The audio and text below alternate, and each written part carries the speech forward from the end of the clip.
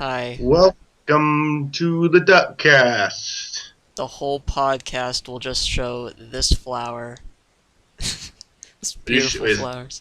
that I, I, what's I'm is not that what's showing my showing? Right? screen to you right now, but wait. Hmm. Let me just. Oh, wait, Are we just gonna do no. it to a picture of a flower today and not show our face? Yeah, hold on. I'm making it poop because poop's funny. Alright, sorry. Back to Skype. Hello. DuckCast. Alright, what's up? It's fun. This is episode 7 of the DuckCast. How does it feel, Zachary? That I think this DuckCast has outlived the original DuckCast, which had its own channel. I think I'm gonna retire after this. The other DuckCast, the original DuckCast, which is still on YouTube, lived on for 7 episodes. It also had a lot more effort put into it because we actually would draw out something for every single episode. Mm-hmm. And then we stopped doing that. And now this is just like. Skype duck in the cast. How about casting the Someone duck? Just like so information there. Brent is doing has his gaming channel, which I actually should link you to. I want to get some attention.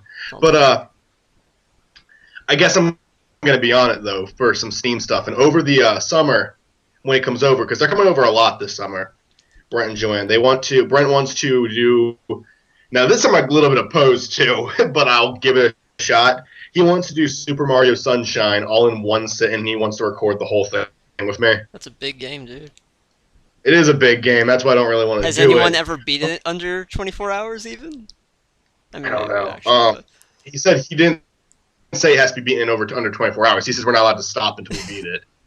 I told him we got to be prepared for that. Yeah. But another game he mentioned though was a game that I was a lot more up for just because I can speedrun it, and it's a game that like I openly can say is bad, but I grew up with it and I love it, and that's Sonic Adventure. I can speedrun that thing. I can beat it pretty quick. I mean, I could beat it in a day. Let me just put it that way. I could beat the game in a day, but it would probably take the entire day. But like I can openly say it's a bad game, but I still love it. I think a game that I can beat in a day. I'm trying to think of a tough one. Oh, Putt Putt Enters the Race, like hands down. That one a lot of people take a couple days to beat. Me, 10 minutes. Without. I started playing Paper Mario again, by the way. What's up? I started playing Paper Mario again. Oh yeah, which one? The first one? The original one, because I bought it for the Wii U because I loved the 1,000-Year Door so much, and you told me it was pretty good. And here's the thing: up until the chapter I just made it on, I hated it. I thought it was really boring. Which one? I made it to the Spooky Forest. Now where you have to like look out for those little hints to figure out where you're going. I thought that was a good mechanic. I thought that was actually enjoyable to do. I did not think the castle was any fun, and I did not think the desert. The desert was like boring. Yeah. I hated it. It was like painful to get through. Even when the pyramid came out from underground, which was a little bit cool, I hated it. Like I feel like the bosses are uninspired too. But the boss, like, now we haven't seen him yet, but the boss looks like it's gonna be cool for the spooky forest. It looks like it's gonna be a cool boss. They're building it up to be that. And so far, the forest has actually been fun to go through. I've actually liked it, and I made it to the castle. I know what it is already. I saw the butler, and I know that he the girl ghost shows up at the end of 1,000-Year Door. Apparently all the characters from I saw this on Did You Know Game, and I guess all of the characters were supposed to make a cameo in 1,000-Year Door, but in the end she was the only one who did. Wow. Not even Goombario, dude. He's the hero. Yeah. You should definitely be playing the game a lot more. There's, like I told you, there's this one town. I'm not going to say what happens, but there's this one town in this ice village with penguins. And right when you get there, something happens that you would not expect in any Mario game, and it's really funny. It doesn't last that long, I don't think, from what I remember, but it's pretty funny. Look out for that. Yeah. I'm assuming it's like going to be 8 chapters, kind of like 1,000-Year Door was. I'm on chapter 3 now. I'll probably beat chapter 3 tonight when we're done with the DuckCast, because I think I'm done with editing for the night. I am working on a new show, by the way, guys. Yeah. And what I will say about that show right now is I have forced myself to do something that does kill me a little bit inside, but it is working well, which is I do not write the season out ahead of time. because I don't like to stick to stuff, and I often change my mind. So if I just do it episode by episode, like I write one episode, edit it, film it. I said the wrong order there, obviously, because you can't really edit until you film it. Yeah. But I do one episode at a time. I don't write a whole season out like I did for Across the Fourth Wall. It makes it a lot easier to work on.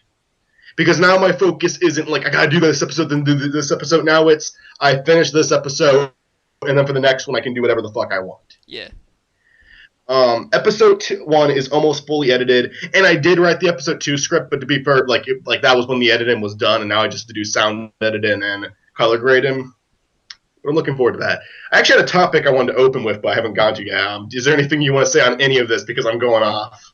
Going back to the Paper Mario thing, I guess something happened recently that pissed me off so much, and it kind of was my fault. Technically, was. You know I've been playing that new Mario and Luigi / Paper Mario game, Paper Jam.